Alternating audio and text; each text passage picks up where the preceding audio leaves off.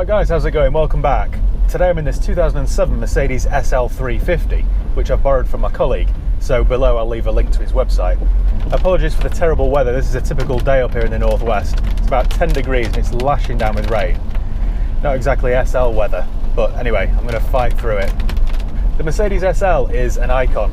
It's been around since the 1950s, and it's become a legend. For nearly 70 years now they've been popular with the rich and famous, and for very good reason. They're always beautiful to look at, well-made, over-engineered, stylish status symbols. Think of them as the Range Rover of the sports car world. Well, I say sports car, they're not really a sports car. They're more of a Grand Tourer. It's a golf club car. It's a weekend away in the Lake District car. And for that, they're perfect. I love them, always have done. They're a bit of a, how can I say it? They're a bit of a fat boy car. If you're rich and overweight, then you buy an SL. Because it will do everything you want it to, and you don't have to compromise. I personally love how usable they are. People often say that about the 911, and they're totally wrong, by the way. You often hear people say, well, I just love the 911s, they're so usable. Well, yeah, apart from the fact that they're not at all. In this, you get a proper boot. The cabin's nice and spacious and comfortable. It's not too low to get in or out of. Everything's just easy, and that isn't true of most 911s. Whereas the SL is truly usable. You could use this on a daily basis and it wouldn't inconvenience you one bit. There's a big boot, there's lots of space, plenty of storage and a comfortable ride. What more could you want? This weather isn't giving up, is it? Feels like I'm driving into the storm now, it's getting worse. I feel like Helen Hunt. So let's start with comfort then, shall we? The seats are like the seats you find in an S-Class Mercedes. It's like sitting on a marshmallow. Although they do feel a little bit more sporty, especially around the sides here. They do grip you quite well. Now for the past week I've been using my old M3 and the ride is a little bit firm on that, so my opinion now might be a little bit biased, but I think the ride on this is perfect. Not too hard, not too soft and wallowy. It's just how I would want it. The steering is nice and light and easy. Everything in the cabin is finished in either leather, wood or metal. Everything feels as though it would last for 100 years. If you're used to newer cars, you might think this interior is dated, but I don't think that at all. I think it's timeless and classy. I think in 20 years' time it'll still look right. When these cars were new, they were very expensive, so you obviously get some nice optional extras, like heated electric memory seats. When you consider this car's 13 years old and it's done 90,000 miles, there are no bits of loose trim, no rattles, everything's solid, nothing's broken. Really quite incredible. That just proves how over-engineered Mercedes are. You get plenty of storage compartments too. You get one here in the centre armrest, you get one in each door, obviously the glove compartment there. The cup holder situation is a bit dire though. Look at this. That's it, just the one. Also everything's laid out really nicely. Everything's within reach. You don't have to strain or exert yourself in any way. Perfect if you're an old retired golfer who could iron their shirts over an upturned wok. The ride is really smooth. It's just nice that when I'm driving this, if I see a pothole, I don't have to tense up or panic and swerve out of the way. Today's video is sponsored by Car Vertical. Now before you hand over any cash for a used car or motorbike, it's really important that you do a thorough vehicle history check. Otherwise you just don't know what you're buying. A car might look okay on the face of it, but until you do a thorough vehicle history check, you really don't know what's lurking beneath. I've been using Car Vertical now for years, and every single car you can see on the forecourt, I've checked using Car Vertical.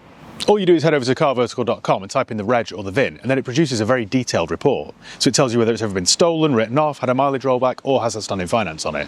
In addition to that, it shows you the MOT history, the ownership changes, the spec of the car, the average market value, and a whole lot more. It doesn't just work in the UK either, it works in 35 different countries. So before you complete your purchase of your car or motorcycle, make sure you do a thorough vehicle history check first using Car Vertical. If you use my promo code HIGHPEAK, that's HIGHPEAK all one word, HIGHPEAK, you'll save yourself 20% off each and every check that you do. Or alternatively, click the link below in the video description.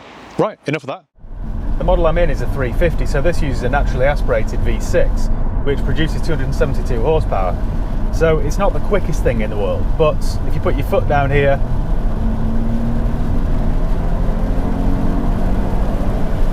it's quick enough, to be honest. It's quick enough. You don't get the nice V8 burble that you get from the 500. But yeah, if you're planning on using one of these SLs every day, the 350 is probably the one to go for. The boot is very accommodating too. You can fit plenty of luggage in there. And surprisingly, even when the roof's folded down, there's still enough room for your luggage, or some luggage anyway.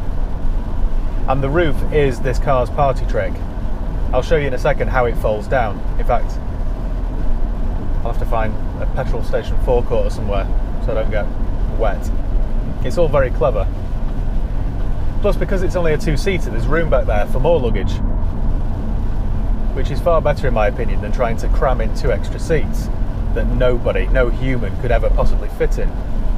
Unlike a Jag XK or a Porsche 911, where the rear 2 seats are only suitable for one of Snow White's companions. There are several different models to choose from, and it really depends on what you want from your SL. If you want it as a weekend car, then I suggest going for a V8. If you plan on using it every single day, then probably the 350 is good enough. The V6 produces 272 horsepower, the 500 produces 302 horsepower, so there's not a huge difference, although the 500 engine is far torquier. But you do have the added weight to consider of the V8 over the V6. So performance-wise, there's not a huge difference. If you want something really quick, you can go for the SL55, which produces nearly 500 horsepower. That was later dropped and replaced with the SL63. Now, if it were my money, I would go for the 55 because I just prefer that 5.4 litre supercharged engine as opposed to the naturally aspirated 63. That's one thing the 350 really misses, the rumble of a V8. It's the rumble of joy, the noise of success. And this car's just lacking that. And don't get me wrong, performance on the 350 isn't bad. It's just a little bit wet. It's never really as satisfying as the V8. It's a bit like, it's like comparing Diet Coke to full fat. It's just never quite as satisfying, especially when you're hungover. If you're planning to use your SL every day, that's when the 350 really starts to make sense. Because not only are there some fuel savings to be made, there are some other benefits too.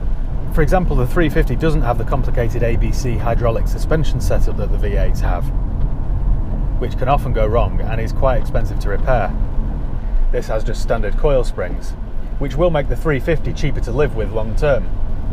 So that's the conundrum really. If you're in the market for an SL, do you go for the slightly less powerful model that should be more reliable, or do you go for one of the big V8s with the potential for bigger bills?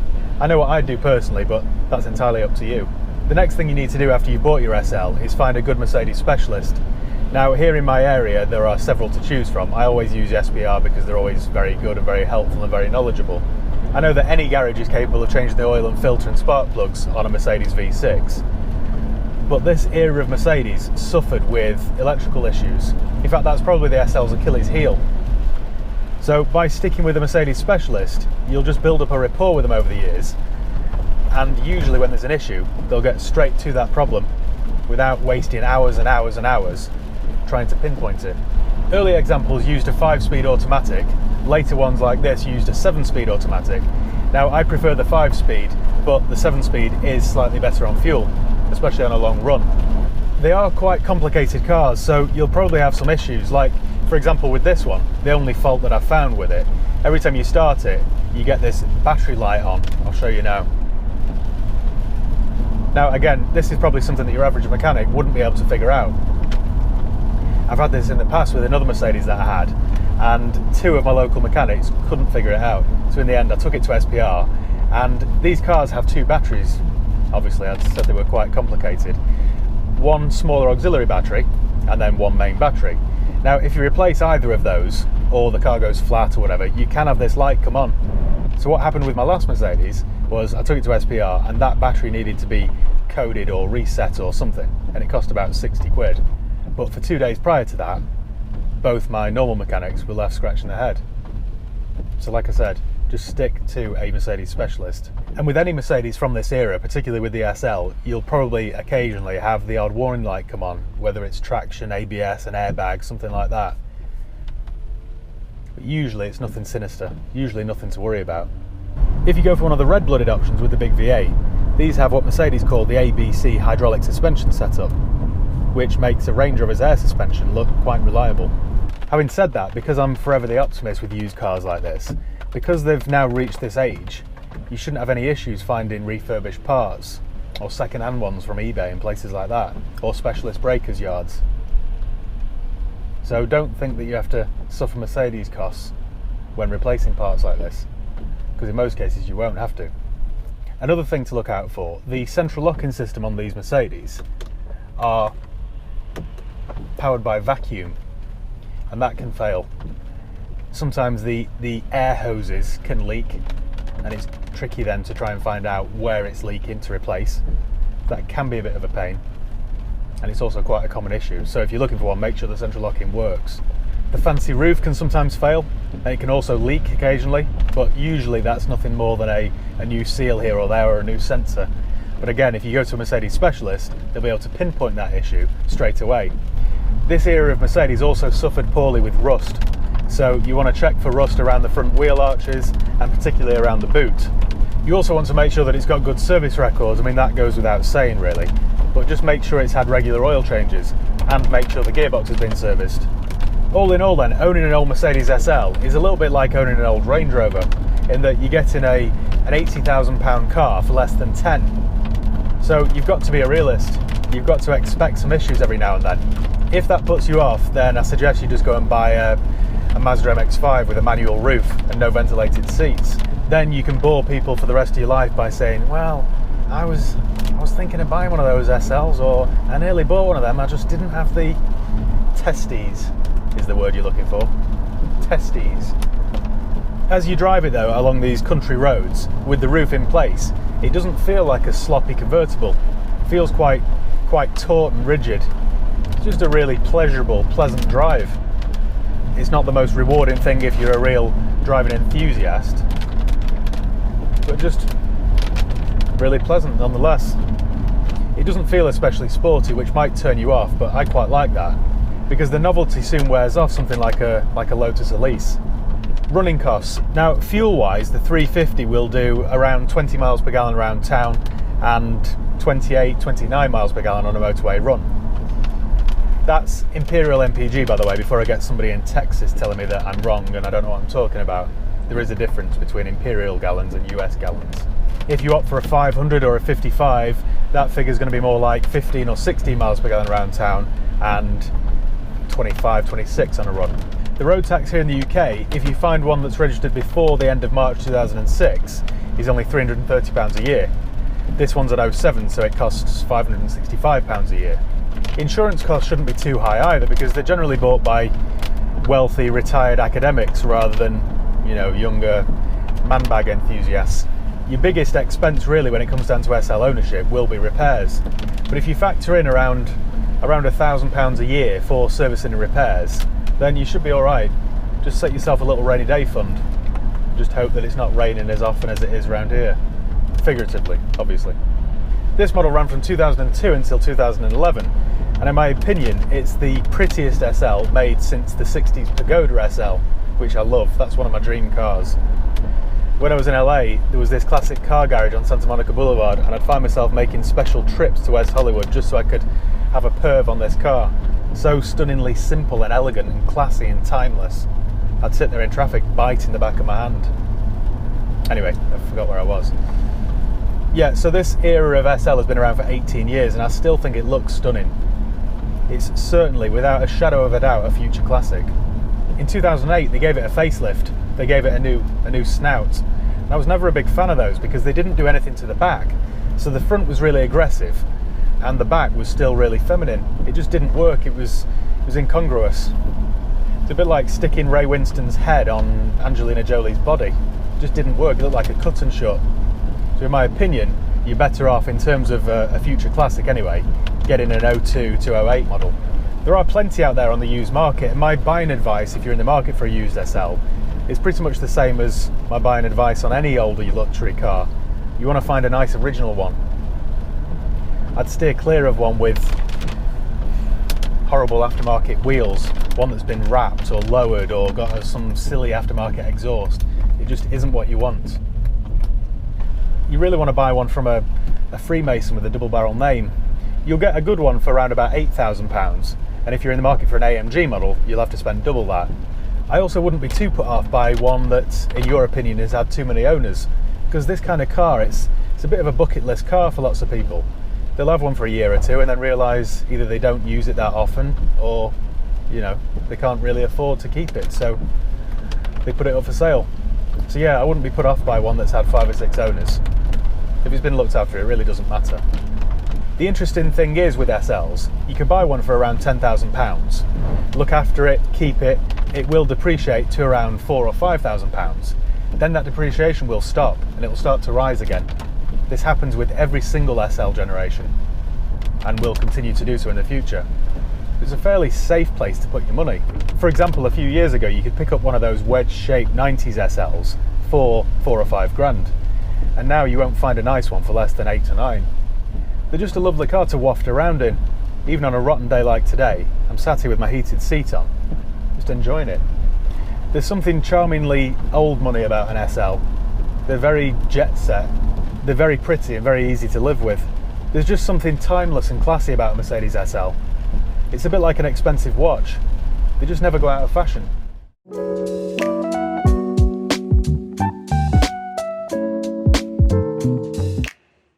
Alright guys, how's it going? Welcome back. Today I'm in this 2006 Mercedes SL500. This is quickly becoming an SL fanboy channel, isn't it?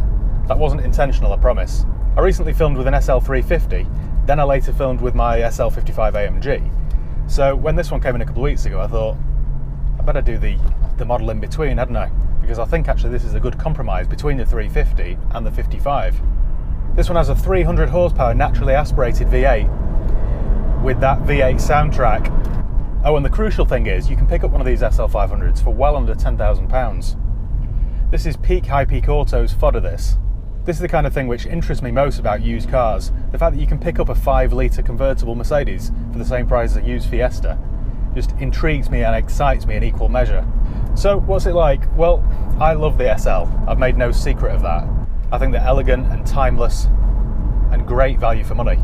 I think the SL is a car that can do it all. It's an excellent Grand Tourer, but it's a very practical car which you could use every day. It's one of those cars which makes you want to catch a reflection in a shop window as you drive by. With its long and imposing bonnet and its fancy side grills, it just looks the business. I know looks are subjective, but I think it looks great. And to think this R230 design has been around since 2002. I mean, it's an 18-year-old design now, and I still think it looks fresh. They're quite long cars, so I just think the proportions work. You sit here in the driver's seat and look out and you can see the fins in the bonnet. It just feels quite special. I love the rear end too, it just looks purposeful with its twin exhausts. Looks like it's going places. And as daft as this sounds, I love the badge. It tells people that you've gone all out. You haven't held back. You could have gone for the 350 and saved a couple of quid a year, but you didn't. You went for the one that you wanted. You didn't give in to your nagging wife saying, "Oh Nigel, do you really need the 5-litre? That's outrageous, that is." No, you've gone and done it. You've gone for the big 5-litre. And of course this was from a time where the badge on the back actually correlated to the engine size. So the 500 gets Mercedes' bulletproof 5-litre naturally aspirated V8, which produces 306 horsepower, which, alright, by modern standards isn't a huge figure. But trust me, it's all the power you'll need. I like this 5-litre V8 because it's in quite a lazy state of tune. There are no turbos or superchargers, it's just quite a simple, robust 5-litre. Sounds good too. Now, the SL350 I filmed with recently produces 270 horsepower, so from a horsepower perspective, there isn't a huge difference. On paper, you might not think it's worth spending the extra money to get the 500, but it absolutely is. The 350 just feels a little bit wet in comparison. I mean, don't get me wrong, the SL350 is adequate, but you really have to wring out every one of those horses, whereas in this, they feel much more playful.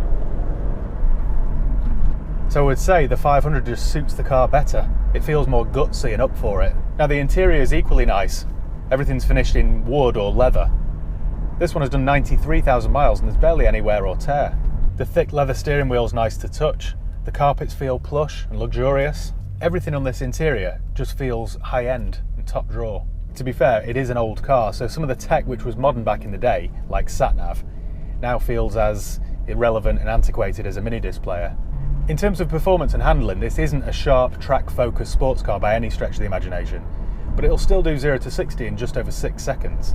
It tops out at 155 miles an hour, so it's certainly no slouch either. It's just a great car to cruise around in, and you certainly won't lose any traffic light drag races. The minute you want to go, you stamp on the accelerator, and it's off. As cheap Grand Tourers go for the jet set, the SL is pretty unbeatable. If you sting it out in the dual carriageway, There we go, I'm already at the speed limit. And then you just tap the cruise control, and that's it. Before you know it, you'll be sipping a cocktail in the south of France. So it's a great car to use on high days and holidays, but the other great thing about the SL is you can actually use it every single day. Because of its folding metal hardtop, it won't get vandal damaged if you leave it in a rough part of town. And it also means that when you sat here at the speed limit on the motorway, there's hardly any wind or road noise because this roof is very well insulated. They're also incredibly practical to live with on a daily basis. The boot is massive. If you want to fold down the roof, it all tucks away neatly into the boot. Alright, yes, it's only a two-seater, so you're not going to be able to take the family away, but there's enough room back there for more luggage. Thanks to its clever but complex adjustable ABC suspension, the ride is superb. You barely feel any bumps in the road. It's just a really nice place to sit. You could sit in this and just let the hours roll and roll and roll by. If you're considering buying an SL but you don't know whether to go for the 350 or the 500, and you might be thinking, well, there's not an awful lot of difference in power, but there might be a difference in fuel. Well, there isn't really. The fuel difference is negligible, really. If you drive everywhere with your foot pinned to the floor and you like going sideways, yes, you might be looking at 15 miles per gallon. But if you're a little bit more sensible with how you drive it, the difference will be 2 or 3 miles per gallon between this and the 350. And if it is just a weekend toy, over the year, if you're only doing 2,000 or 3,000 miles a year, it will really make little to no difference. And I just think the 500 changes the character of this car positively. It's a bit like comparing a BMW 320 to a BMW 330. That's the difference between the 350 and the 5. As much as I'm singing the praises of this SL, they are very complicated cars, so you need to look after them properly. You need to find yourself a decent Mercedes specialist and just stick with them, because when a fault crops up, and it will, trust me it will, by taking it to a Mercedes specialist, they will just pinpoint the problem rather than wasting hours and hours and hours trying to diagnose something. So to give you an example, I took this car in part exchange and I immediately sent it to SPR in Stockport, who are a Mercedes specialist. They did a service on the engine, they also did a service on the gearbox, they did a brake fluid service, and crucially, and not many people know this, they did a service on the ABC system. So as I mentioned before, the ABC, I think it stands for Active Body Control. It's the hydraulic suspension setup. And most people neglect that and forget to service it. And you can, for around £100 or so, change the fluid in the filter, which should just prolong its life. So all that work at SPR cost me £758, but I think every penny of that was money well spent. Now I know that the gearbox will be okay, the engine should be okay, and I've just prolonged the life of its ABC system. The engines and the gearboxes in these cars are strong. The thing that lets the side down for this generation of SL is the electronics. They don't like being parked up and left for weeks and weeks on end. If you leave this parked for a week or two, the next time you use it, you'll have a battery light illuminated, along with a load of Germanic exclamation marks, which will frighten you half to death. So I would definitely recommend you invest in a good trickle charger and just leave it on trickle charge.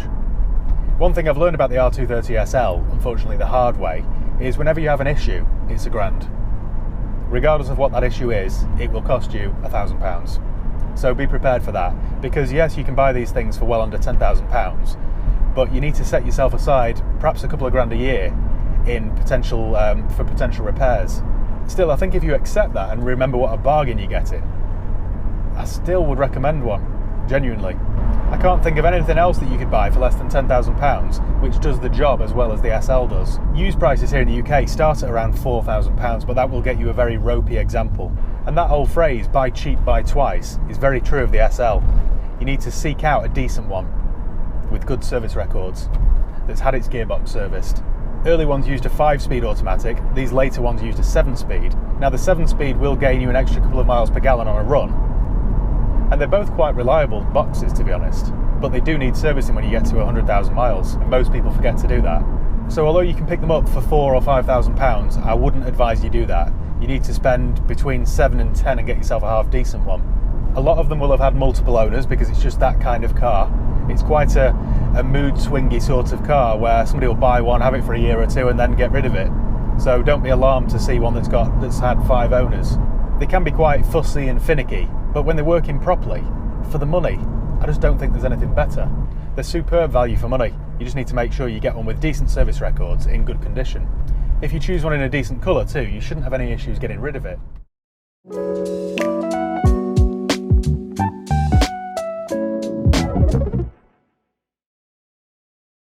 Alright guys, how's it going? Welcome back. Today I'm back in my 2002 Mercedes SL55 AMG. I bought this car back in September last year from a viewer, along with a Bentley Continental GT.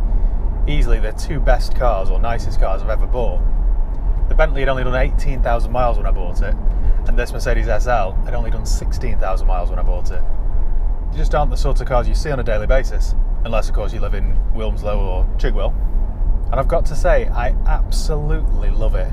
So much so it's turned me into Gary Barlow, hasn't it? It's absolutely fantastic. Now before we get onto the proper review, if you fancy winning something like this, the guys over at BOTB have got 2 cars to give away every single week, 52 weeks of the year. They've got some unbelievable cars that they're giving away at the moment, so click the link below in the description and you can have a look for yourself at some of the tasty cars they've got there. They do a dream car competition as well as a midweek competition. Now every single dream car competition comes with £50,000 in cash as well as the car. So you don't have to worry about how you're going to fill it up or how you're going to service it because, like I say, they give away £50,000. So rather than wasting the evening looking on Auto Trader at cars that you've got no intention of buying, click the link below in the description and you can have a look at what BOTB have got for offer. You only have to be 17 years or older to enter, and the tickets start at as little as £1.50. And as if that wasn't enough, they'll also help out with the first year insurance and servicing, and all their cars are brand new. To date, they've given away over £35 million worth of cars to over 540 lucky winners. So check out BOTB's website by clicking the link below in the description, and you could find yourself behind the wheel of an AMG Mercedes or whatever you fancy. There really is something for everybody. Anyway, back to today's car. So the 2002 Mercedes SL55 AMG has been around since 2002 and ran all the way until 2007 when it was replaced with the SL63 AMG. When this car was first released 19 years ago, I mean, can you imagine this car's 19 years old? It still looks fresh in my opinion. Anyway, when it was released, it cost £90,000. I mean, £90,000 19 years ago. That's the equivalent of £140,000 today. Just to put that into some sort of context, my first house cost me £118,000. That wasn't all that long ago. Anyway, the interesting thing is, you can pick up these SL55s from as little as £10,000. Although that will get you a scruffy high mileage example, which isn't something that I'd recommend. I would always advise that you steer clear of the cheapest examples out there because they're probably just basket cases that will cost you a fortune in the long run. So it's far better to spend £5,000 or £8,000 more and get yourself a decent one. When I bought this one, it was in excellent condition and I've still spent thousands and thousands of pounds on it, bringing it up to scratch. I'll go over those bills with you in a little while. The issue with this particular car was, in the last 5 years, it had only covered 150 miles. And that doesn't do cars any good, they like to be ran. So it did have quite a few faults, all of which have now been ironed out, and it is superb.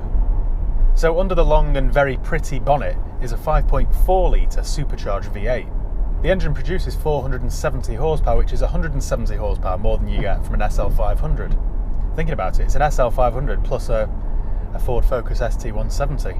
And 470 horsepower in a rear-wheel drive car like this is about 100 horsepower too many, because all that happens is you stamp on the accelerator and the rear wheels just spin.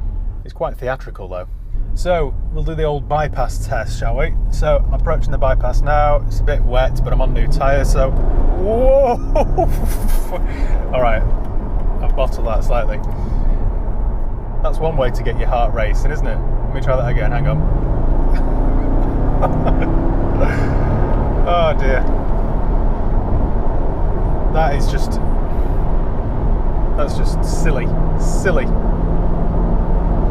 What an awesome car. The engine itself is put together by hand in the AMG factory in Germany, which gives me confidence, the fact that it's hand built in Germany. If it was hand built in England, all that means is there's a quarter Whitworth socket in cylinder 3, or the crust of a bacon butty. But no, hand built in Germany gives me all the confidence in the world. Anyway, all that power has transformed the SL. It's gone from a Saint-Tropez cruiser to a tire-eating menace.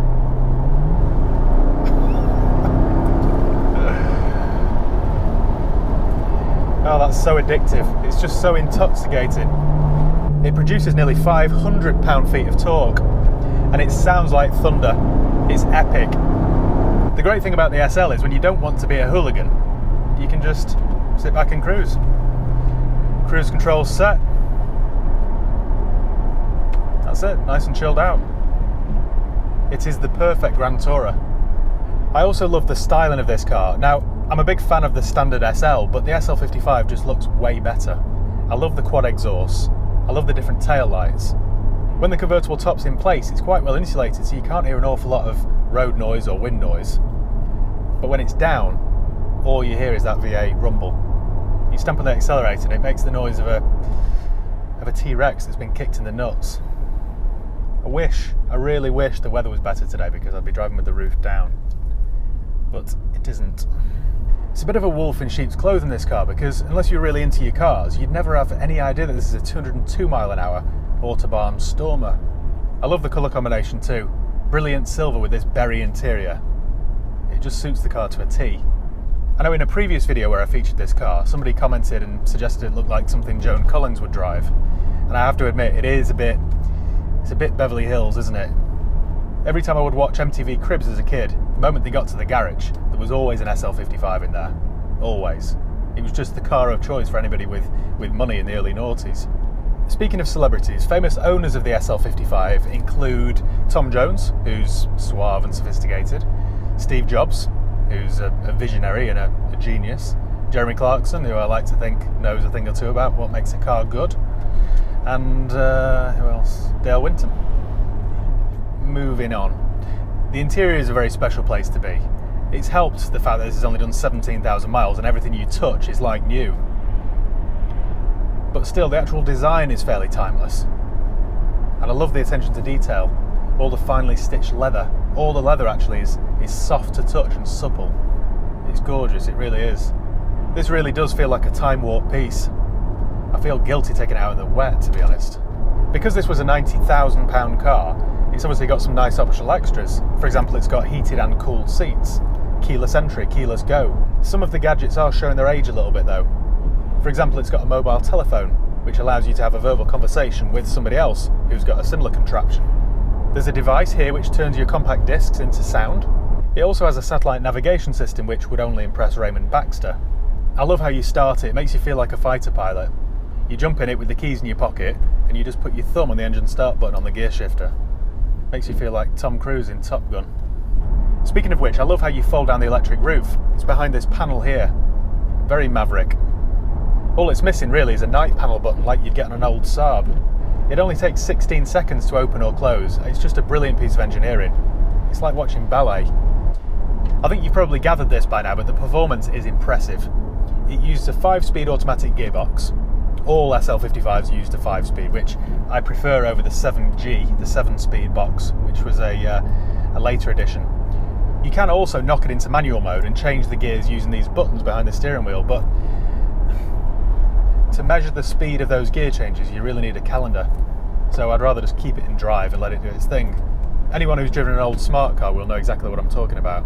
It handles very well. It's a blast to drive. It's incredibly tail happy, so you do have to watch out.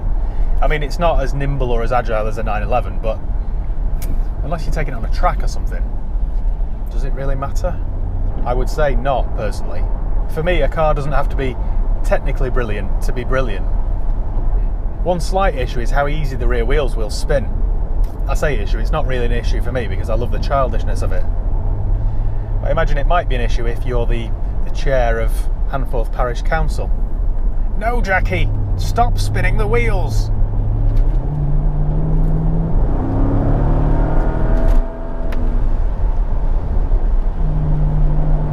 You just get the impression this car, you could have it sideways on literally every single road, which you do have to be careful of. The ride quality of the SL is sublime. Now, that's thanks to its clever ABC hydraulic suspension setup, which I know can cause headache, heartache, and then divorce, but when it's working, it's lovely. The suspension is fully adjustable, which means you can raise or lower the height, a bit like a Range Rover. But not unlike a Range Rover, it can be expensive to repair. It just always seems to give you the best setup. When you just want to go for a chilled out drive, it's supremely comfortable. But then the moment you're late for a meeting, say, it goes all firm and sporty. I'm currently being tailgated by a little Fiesta who I think wants to see the contents of my boot. So, just have to remind him what we're in for a second. So long, sucker. Running costs are obviously higher than a Honda Jazz, I think that's a given, but not horrendously so. Fuel, you'll do 15 or 16 miles per gallon around town, but you'll do 27, 28 miles per gallon on a motorway run, which isn't bad at all, is it? Another thing that's quite reasonable is the insurance cost. Given the age of this thing, it now qualifies for classic insurance, so that won't cost you an arm or a leg. Standard servicing costs aren't prohibitive either. They're not that much more expensive than any other SL. And the road tax is cheap. Because this is a pre-2006, it's only £330 a year, which compared to lots of other countries is a bargain. Regarding servicing, I would find a good Mercedes specialist and stick with them because they can be quite temperamental.